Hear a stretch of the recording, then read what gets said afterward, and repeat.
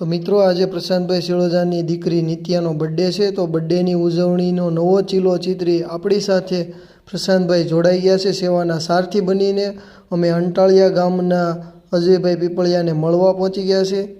તેમને 1.5 વર્ષ પહેલાં એક્સિડન્ટમાં માથાના ભાગે બહુ જ ગંભીર ઈજા થયેલી છે જેના કારણે કોઈ પણ જાતનું કામ કરી શકતા નથી અને હાલ હમણાં 5 દિવસ પછી ફરી પાછું એક ઓપરેશન કરવાનું છે। પીપળિયા જેમને કેટલા વર્ષ પહેલાં તમારું એક્સિડન્ટ થયું હતું?